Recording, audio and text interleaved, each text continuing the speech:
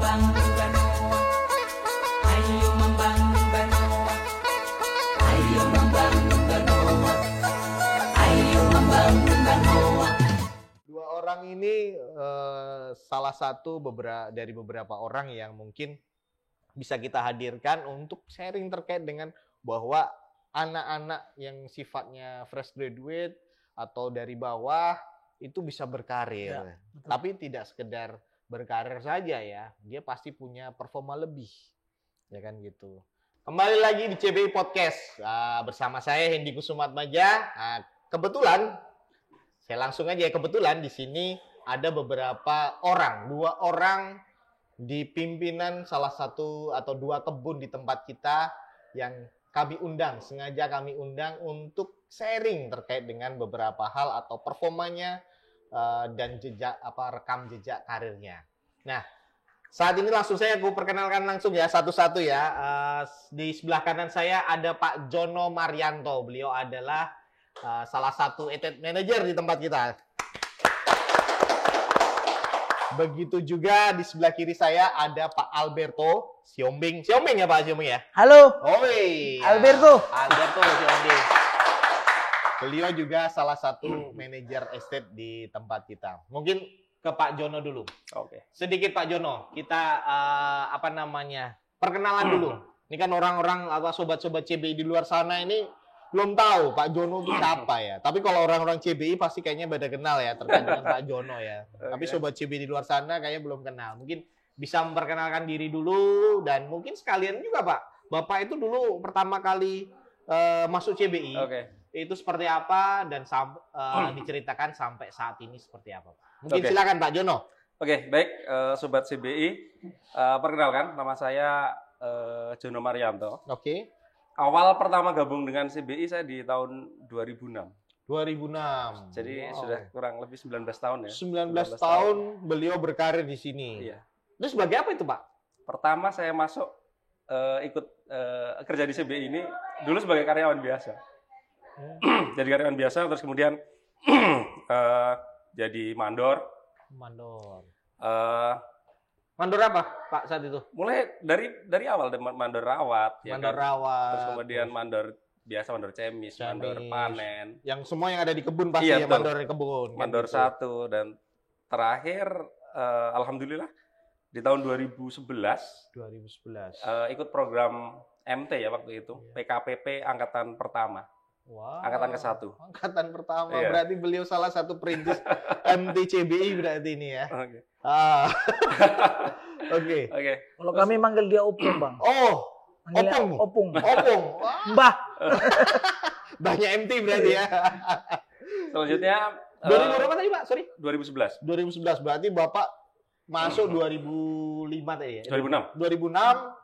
2011 ada kesempatan berkarir menjadi staff ya. Betul. Atau MT tadi. 2000 lolos tapi kan Pak?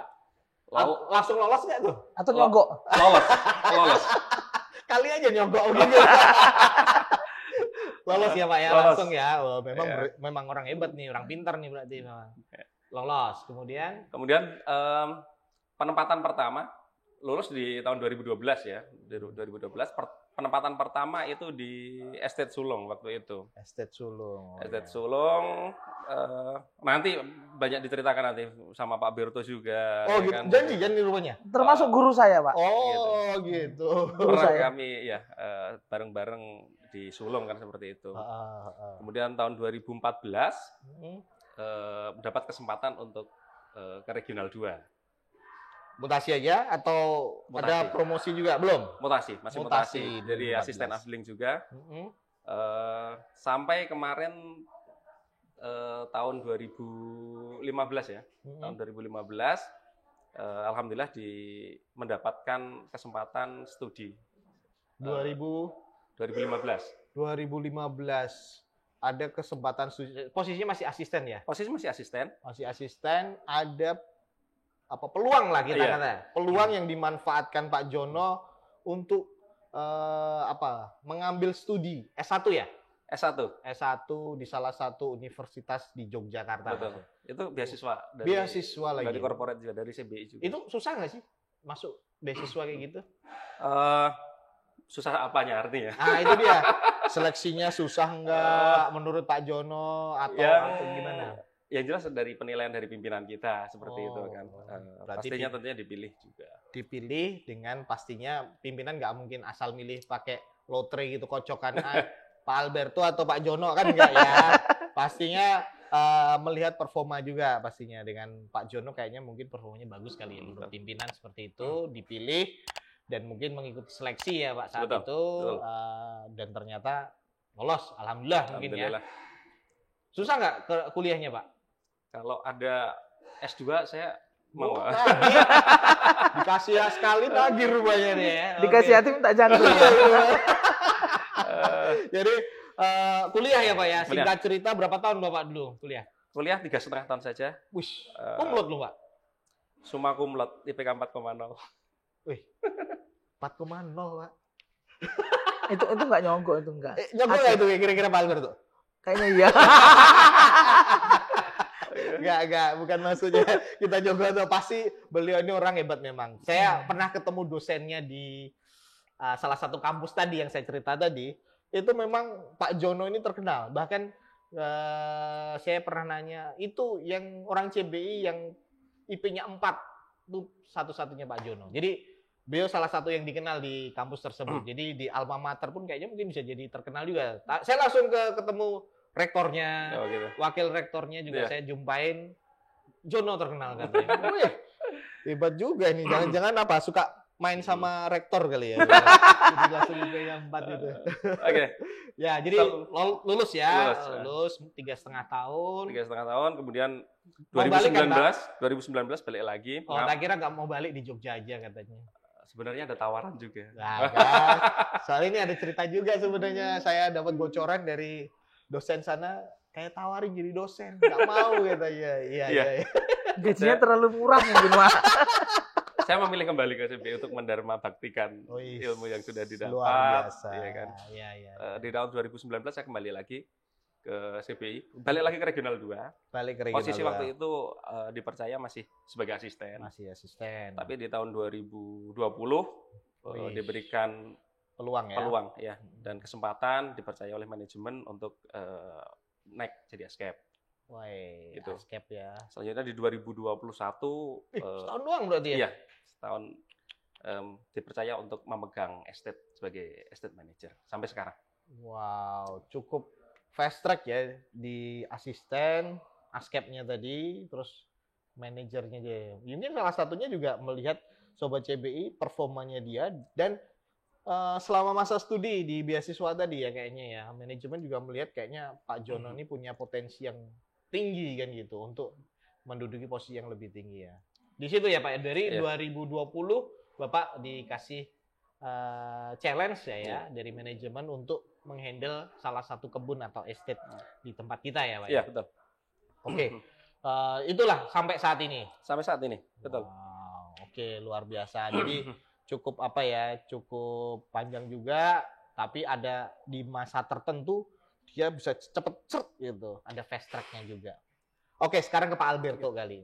Kayaknya ceritanya Pak Alberto sedikit berbeda, tapi ada mirip-miripnya tadi, ada singgungan waktu di sulung tadi kayaknya ya. Iya, betul. Nah, kalau Pak Alberto, mungkin sedikit perkenalan dulu. Pak Alberto itu siapa sih, nama lengkapnya siapa? Tadi aku salah nyebut kali namanya. Sama mungkin ceritakan semacam proses perjalanan karir Bapak.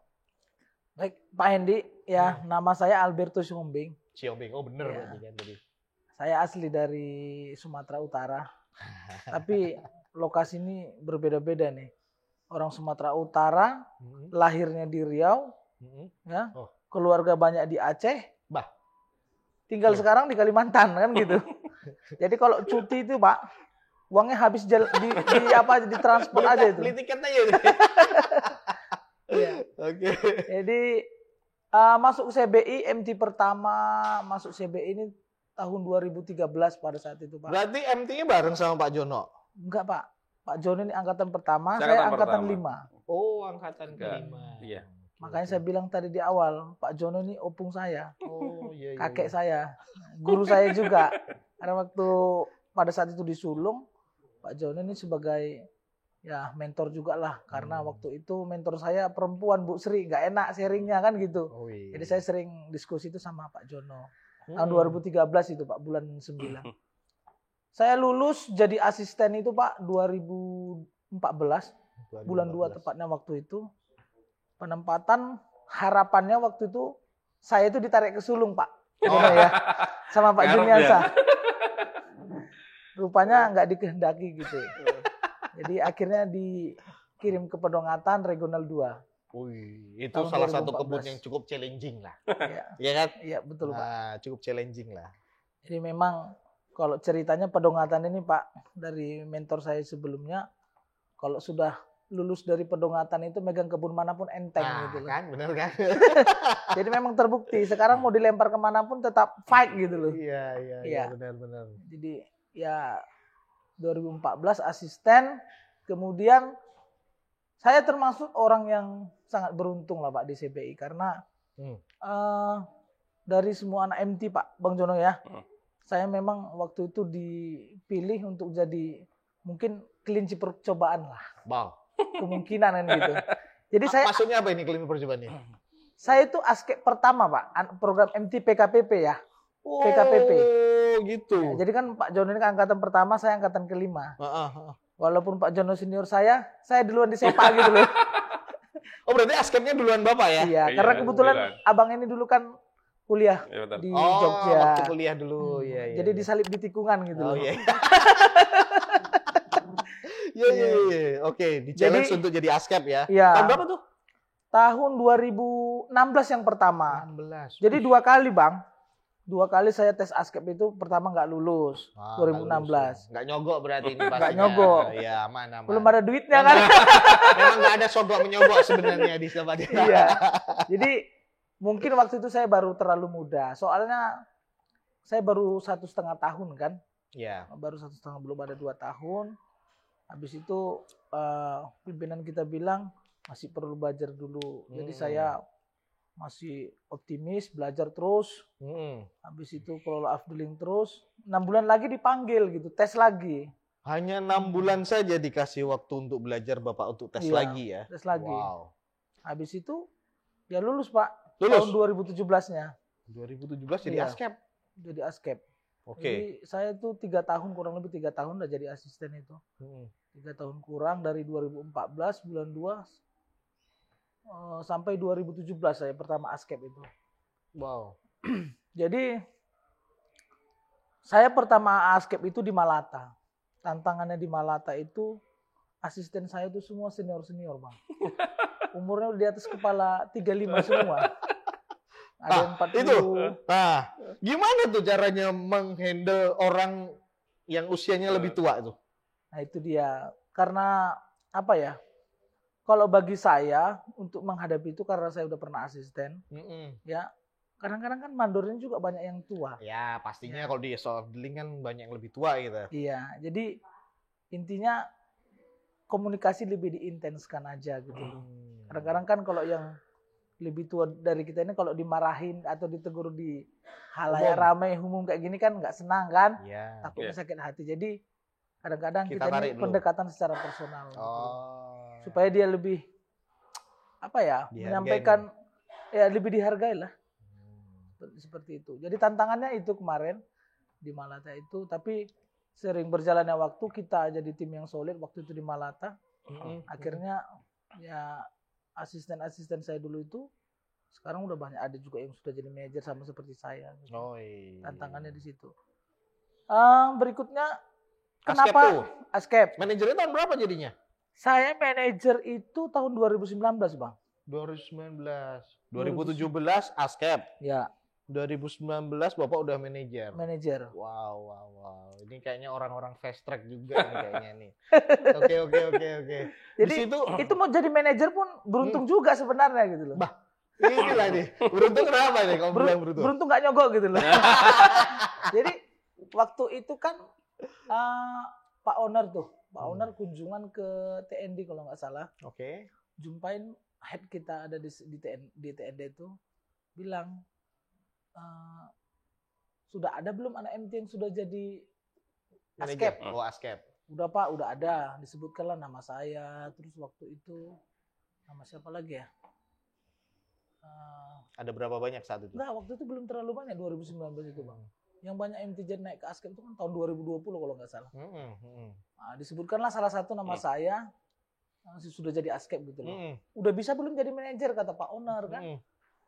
Ya, orangnya sekarang lagi di Regional 2 Pak kan gitu. Iya. Nah, terus kalau nggak salah waktu itu pas Dir of kita itu Pak Falautan menyampaikan besok kita ke Regional 2. Mungkin Bapak bisa ketemu dengan Berarti langsung di-challenge sama owner nih kayaknya. Dikasih input dikit, langsung di-challenge sama owner nih kayaknya ya Bapak. Terus jadi datengin Pak CEO saat itu? Enggak, pas kunjungan ke Regional 2 kebetulan ke Estate Malata pula. Oke. Jadi waktu itu kita kunjungan cross block, habis itu diperkenalkan saya dengan Pak CEO ke Pak Owner. Pak ini Alberto Siombing. Sebelumnya memang saya sudah dipanggil sama Pak RH kan, perihal saya ini mau nggak ditanya tuh, mau nggak kamu jadi manajer? Ya saya langsung jawab, kapan Pak? Kan kayak gitu. Saya kalau dikasih tantangan kayak gitu, kapan Pak? Ampung lah ya kan. Anak Medan ini kan gitu. Jadi waktu itu ketemu sama Pak Owner, kenalan, ditanya sudah berapa tahun, ya kurang lebih saya berkarir itu 5 tahunan lah. Waktu itu 5 tahun, mulai dari asisten Pak sampai ASKEP saya sudah 5 tahun. Akhirnya Pak Owner juga nanya, kamu mau nggak jadi manajer? Saya jawab lah, ya mau lah Pak kan kayak gitu.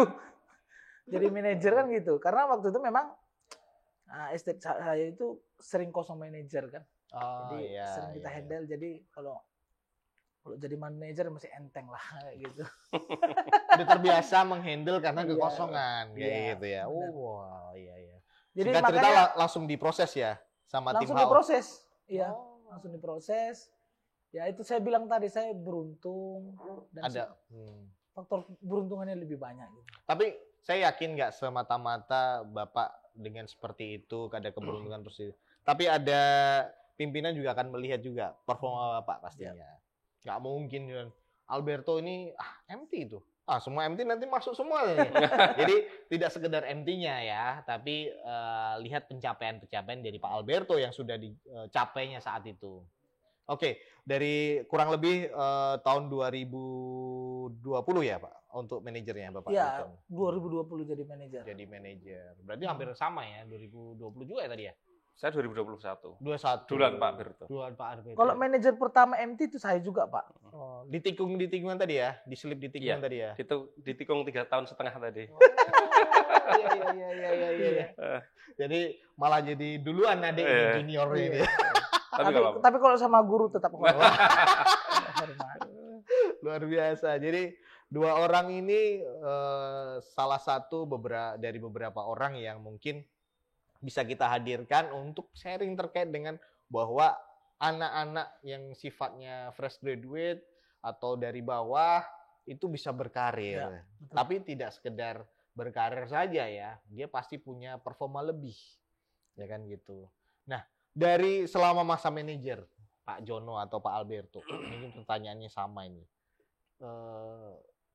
Apa atau kendala apa yang membuat Bapak bisa lebih bagus lagi, atau bukan kendala ya, bagaimana kiatnya lah. Bagaimana kiatnya selama jadi manajer biar performa Bapak tetap bisa bagus. Karena sebelum-sebelumnya karir Bapak kan termasuk fast track nih. Cudut gitu kan. Nah, gimana tipsnya? Pak Jono dulu. Oke. Karena di kebun ini kita tidak semata-mata mengelola kebun ya. Lebih banyak kita mengelola ke sumber daya manusianya sebenarnya. Wow. Bagaimana? Berapa orang, Pak? Di tempat Bapak saat ini, di mana Bapak sekarang? Saya sekarang di Melata. Di Melata. Di Melata Estate ini berapa orang, Pak? Di Melata ini terdiri dari 5 updeling, termasuk updeling yang besar. Wow. 3.800 hektar. Wow. Sekitar 600-an orang. 600-an orang. Iya, betul.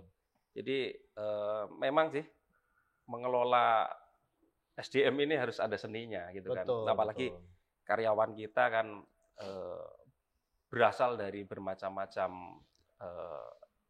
latar belakang, suku, pendidikan, ya kan.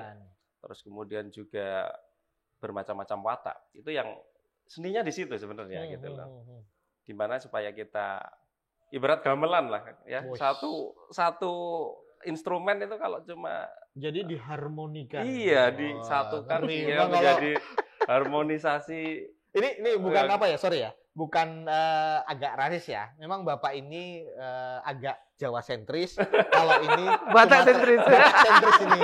Tapi bukan rasis ya, tapi kita lebih cerita Iya. kebiasaan-kebiasaan beliau untuk merangkul orangnya. Iya. Gitu ya. Betul, lebih betul, betul. Harmonisasi gamelan tadi Iya, kan gitu betul. kan. Jadi- Gamelan gamelan. Bisa menciptakan suatu gending yang Oh. alunannya indah kan seperti itu. Sama juga kita mengelola manusia ya namanya seperti itu. Jadi ada seninya lah di situ. Dan saya yakin setiap leader memiliki tipikal pola leadership yang sendiri yang masing-masing ya, yang nggak Oke. bisa disamakan dan juga tidak bisa dicontoh plek-ketiplek gitu kan. Sesuai dengan Jadi, masing-masing juga. Mengharmonikannya ini kan susah, Pak. Iya kan? Betul. Mengharmonikan gamelan tadi lah. Itu kan Bapak juga harus pinter-pinter lah. Oh, kalau orang Medan bilangnya pandai-pandai lah ya. Pandai. Pandai-pandai lah kalian untuk masuk ke setiap lini tadi, setiap karakter-karakter yang berbeda itu. Bapak manajer, ya kan? Betul. Susah nggak Pak itu masuk ke situ? Ya gampang-gampang susah. Selalu ada tantangan dalam Iya. apalagi di tempat yang baru ya, apalagi ya. Pastinya. Di tempat yang baru dengan yang pasti kita harus memahami watak orang per orang ya kan untuk merangkul mereka dan membawa mereka ke tujuan kan gitu Betul, kan. betul. Ya di situ sih Pak. Ya kita harus pandai-pandai Iya, untuk betul. mengharmonisasikan ini. Kalau di Pak Ardul tuh Pak, pertanyaan yang sama tadi. Hmm. Tipsnya gimana tuh untuk dengan latar belakang yang berbeda-beda tadi Bapak mengharmonisasikan tadi kalau bahasa kalimatnya gitu. Gimana itu Pak? Ya kalau saya sih karena Paksa dikit boleh ya? bukan Pak. Saya ini kan sudah lama di kebun Pak. Oke. Bapak saya itu planters juga di PTPN 5. Wah. Saya pun lahirnya di kebun. Oke. Tahun Pantesan 89 Riau tadi ya. Tahun 89 saya lahir itu di kebun sawit. Hmm. Jadi kalau menghadapi karyawan sawit, mandor sawit, Udah asisten biasa. sawit, udah makanan hari-hari gitu loh. Jadi beda memang budaya kebun yang dulu sama sekarang itu sangat jauh berbeda. Kalau saya lihat ya, zaman bapak saya itu masih maki-maki mandor, ya kan. Kalau sekarang ya cakap kan gitu di depan kamera nanti maki-maki orang diviralkan orang lagi. Nggak boleh udah. Nggak ya. boleh gitu loh. Jadi saya lebih kalau sekarang arahnya sudah mendidik mereka gimana sih biar pinter kan kayak gitu. Wah, itu juga. Kadang-kadang itu tadi yang saya bilang, karena ini saya yang masih muda gitu kan, selalu berhadapan sama yang tua-tua, saya selalu lakukan pendekatan secara personal. Oke. Kalau saya nggak bisa menegur dia mungkin di highlight ramai kan, datangin gitu loh. Datangin. Ke rumahnya atau ajak naik mobil jalan-jalan dulu keliling blok berdua kan mungkin dia lebih nerima gitu Iya. loh. Lebih dihargain mungkin ya. Jadi saya lebih pendekatan personal sih Pak. Personal. Iya, karena kan saya udah mengerti nih. Ini langkahnya asisten ini kalau saya ngomong ini pasti dia jawabnya ini. Ini nggak pas, makanya harus diajak lah ke suatu tempat yang bisa dia mungkin tenang dan nerima saran dari kita gitu. Tantangan kami yang muda-muda itu ya begitu. Oh ya, itu ya. Jadi Bapak lebih ke personalnya ya. Kemudian gini, kalau saya kan lihat dari Bapak tadi kan fast track ya, termasuk yang fast track dari beberapa orang di CBI ini, termasuk MT-nya juga termasuk bagus. Nah, pencapaian-pencapaian apa ini? Nah, Pak Jon dulu kali ya. Pencapaian-pencapaian apa nih yang sudah Bapak dapatkan? Waduh. Ah, Banyak. ngeri ya. Pencapaian-pencapaian mungkin yang bisa diukur ya. Iya, Bisa pastinya. diukur dan yang pertama tahun 2022 mungkin ya, berawal dari situlah yang jadi runner up KIC waktu itu. Tahun Inovasi 2020. ya. Betul. Ajang inovasi di Ajang internal inovasi. kita ya. Karya inovasi CBI. Waktu itu jadi runner up ya kan. Terus kemudian tahun kemarin, tahun 2023 itu juara corporate. Juara corporate. Juara corporate, betul. Wow. Sehingga tim kami mewakili CBI ya, mewakili perusahaan ke TKPM ke Yogyakarta. TKMPN maksudnya. TKMPN, betul. Ya. Temu karya, Mutu dan produktivitas di Jogja, nasional. betul. Dapat Gold Award waktu itu. Ya kan. Terus tahun kemarin 2024 ya. Ya. Tembus corporate, Corporate. tapi masih runner up lagi. Itu dari QCC ya, dari Ya, QCC, QCC. dari inovasi. Terus kemudian kalau dari pencapaian tahun lalu tahun lalu ya 2023 dulu, Iya. itu best productivity, Wow. yield per hektar itu 33 Wish. di Mungkin Sumedang. kalau orang yang planter pasti tahu ya 33 yield-nya. 33. Wow. Terus kemudian tahun 2024 kemarin terakhir di kick off annual budget ya di CBI yang baru saja kita laksanakan, kemarin mendapatkan 2 award. Yang Dua pertama adalah best condition Best condition estate, yang satu lagi yang cukup membanggakan, best of the best estate Wow. se-corporate. Wah, Itu semua tak lepas dari dukungan manajemen ya kan, Ya, kemudian pastinya. juga kerjasama tim yang luar biasa solid, sehingga ya hasilnya seperti ini. Wow, banyak juga ya Bapak ya. Beberapa Luar Pak. biasa. Kalau Pak Alberto, nah pertanyaan sama ini, achievement apa nih Pak selama di sini lah ya kita katakan. Ini Pak Alberto, Pak Jono tadi udah sampaikan KIC, best of the best dan sebagainya. Kalau Bapak apa nih Pak? Kalau saya rezekinya yang the best, Pak.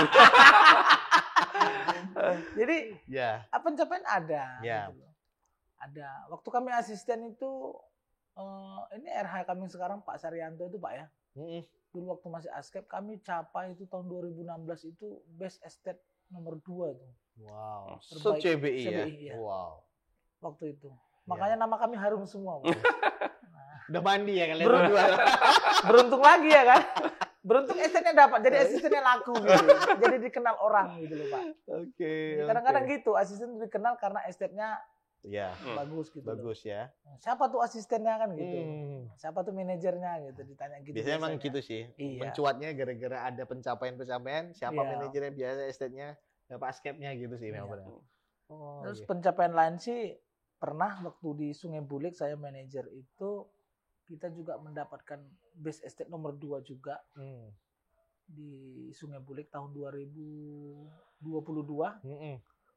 Habis itu juga 2023 kemarin best cost Bang ya. Betul. Yes, Sungai Mas. Bulik. Nah, kita Yes. dapat gitu. Luar biasa. Memang kita ada beberapa awarding atau pencapaian-pencapaian di estate atau di mill atau di salah satu unit bisnis kita ada beberapa setiap tahun. Jadi kita bisa mengukur ya sebenarnya ini potensial atau enggak, ini berprestasi atau enggak di orang-orang di tempat kita sehingga itu ya. Nah, itu kan butuh kerja keras nih ya, Pak Alberto. Nah, Pak Jono juga. Betul. Tapi kan nggak cuman kerja keras saja kan sebenarnya ya.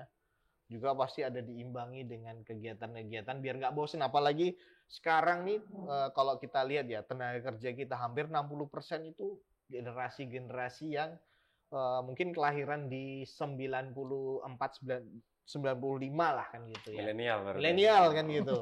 Nah, gimana tuh cara menyeimbangkan tuh dengan Bapak seorang pimpinan-pimpinan muda lah katakan gitu. Gimana itu Pak? Menyeimbang. Pak Alberto dulu lah, tadi Pak Jono udah kan. Saya dapat yang kedua terus ya kan. Iya. Makanya best award-nya pun sering dapat yang kedua terus gitu loh. Oh iya. Aduh. Ya. Jadi gitu Pak ya. Untuk menyeimbangkan itu kita harus kadang-kadang saya membandingkan Pak Oke. antara yang generasi tua Nah, dan generasi muda. nah itu dia. Kadang-kadang generasi tua ini pun saya suruh belajar juga nih sama yang milenial tuh. Oke. Apalagi yang milenial kan sekarang jago kali tuh, teknologinya oke. Karena CBI kayaknya juga pengembangan teknologi di kebunnya juga luar biasa. cukup masif juga ya. Iya. Sekarang kita nyemprot pun sudah pakai drone ya kan. Ya, yang milenial itu cepat nangkap otaknya gitu. Kalau yang tua ini biasanya kan Aplikasi-aplikasi di kebun untuk ngitung Iya, juga pakai untuk- HP udah ya. udah ada program itu sendiri. Program gitu. tersendiri ya. Kalau Jangan dulu- sebut Bang, jangan sebut Bang. Enggak. Karena nggak dibayar. Kalau Kalau dulu kita kan mutu anca itu masih catat-catat. Iya, sekarang enggak. Sekarang sudah canggih gitu. Canggih kita. Sambil nelpon bisa juga mutu anca gitu. Jadi teknologi udah luar biasa. Tapi memang itu yang muda-muda nih yang cepet dia gitu. Makanya saya kalau dikasih asisten milih yang muda bang, kan gitu. Oh, gitu ya. Nah, Tapi nyeimbanginnya gimana tuh? Apakah pakai kegiatan-kegiatan sosial atau hobi kayak gitu, Bapak? Iya. Kadang gitu. Di kebun ini kan apa sih hiburan kita yang ada di kebun? Nah, itu pula ya. Biar nggak dia boring Iya, kan ya betul. gitu. Nah, kadang-kadang dia suka karaoke, kita ajak karaoke kan gitu. Dia suka olahraga, kita ajak olahraga. Badan saya gemuk, tapi olahraga. Main bola pun masih salto juga nih bang, kan gitu. Jadi Lincah ya Bapak Alberto ini kalau di lapangan memang. Jangan melihat badannya ya. Posturnya memang agak berbeda ya, agak sedikit melebar lah ya. Tapi secara kelincahan cukup lincah memang. saya itu bang, Nah. tahun lalu kan masih di Pangkoh Regional 3 tuh. Hmm. Kami turnamen di Papua Selatan. Top skor saya bang. Nah, 11 gol. makanya jangan melihat badannya ya, tapi kelincahannya cukup luar Karena biasa. nunggu di Bapak. depan gawang terus. Itu tadi maka saya bilang, saya suka asisten-asisten yang muda-muda. Jadi Umpan terus. jadi kalau turnamen, kita tinggal nunggu di depan, diumpani terus kan? Tinggal sepak lah kan kayak gitu. Itu bagian dari strategi lah. Oh iya, siap. Jadi Oke. tapi memang ya saya harus kembali ke diri saya juga waktu saya asisten. Teman-teman saya yang lain kan sudah pada berumur juga kan. Saya belajar dari situ bang.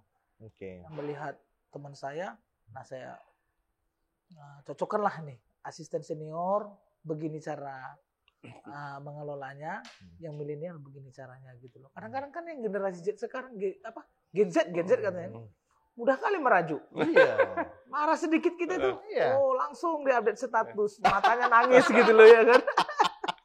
Pakai status emot-emot nangis gitu ya. Aduh. Ya, kadang harus kita bujuk-bujuk juga ya, begitulah. Oke, Harus siap. pinter-pinter lah gitu. Pandai-pandai. Kalau Pak Jono nih, Pak Jono, tadi yang sama juga sih.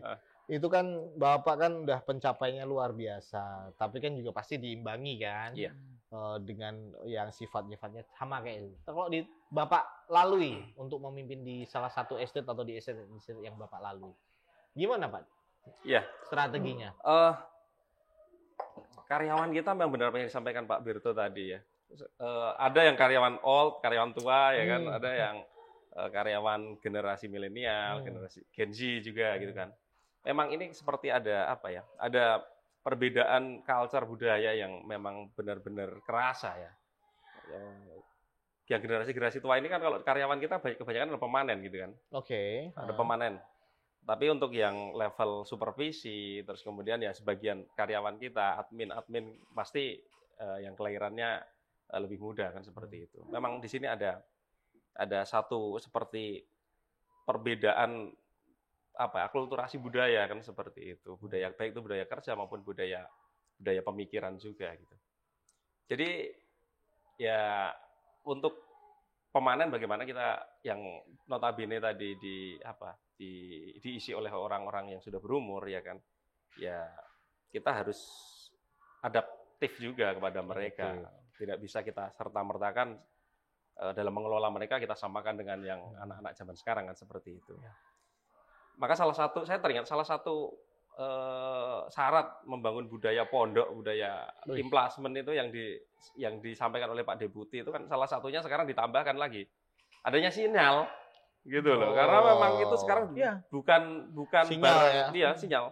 Bukan barang apa lagi ya? Bukan barang tersier lagi karena itu sekarang udah kebutuhan primer kan Masuk gitu. ke primer sekarang. Sekarang masuk ke primer karena kecepatan informasi terus kemudian juga hiburan gitu kan. Termasuk di channel ini juga. Termasuk channel ini juga. Kalau nggak ada yang like nanti. Sobat-sobat CBI di luar sana, ini salah satunya adalah channel kita ini kan pasti Betul. butuh sinyal ya untuk Iya. bisa diakses ya. Betul. Betul ya. Jadi ya memang harus ya setiap zaman itu ada masanya memang betul itu. Ungkapan itu memang betul dan memang kita harus juga berubah seperti itu. Setiap zaman ada masanya, setiap masa ada zamannya. Betul. Kan gitu ya. Wow. Oke, terima kasih. Thank you Pak Alberto, thank you Pak Jono, luar biasa. Ya, sharing kita pada pagi hari ini luar biasa. Intinya sih kita sharing terkait dengan beberapa informasi ya. menginspirasi berapa karir atau perjalanan karir bapak-bapak sekalian di sini cukup menginspirasi mungkin dan sobat-sobat CBI terutama yang mengimbangi atau sifatnya bisa bekerja tapi juga tidak hanya bekerja ternyata. Kuncinya mereka juga tidak hanya bekerja ternyata. Jadi setelah kita discuss ada kegiatan-kegiatan yang sifatnya non job istilahnya, di luar pekerjaan. Mungkin sifatnya hobi. Iya. Pak Alberto tadi olahraga dan karaoke tadi ya Iya. katanya. Terus Pak Jono juga sifatnya tadi ada gamelan rumbuk sosialnya juga cukup tinggi nih kayaknya. Jadi itulah menyeimbangkan antara kewajiban yang sifatnya pekerjaan dan sifatnya di luar pekerjaan. Oke, terima kasih sobat-sobat CBI sudah menyaksikan. Jangan lupa subscribe, kemudian komen, share, dan like video ini. Sebarkan ke seluruh dunia di sana, sebarkan ke teman-teman sobat CBI yang lain untuk bisa menyaksikan video ini dan saksikan juga video-video yang sudah tayang dan tunggu juga video yang akan tayang selanjutnya. Bersama kami CBI Podcast, karya nyata untuk negeri.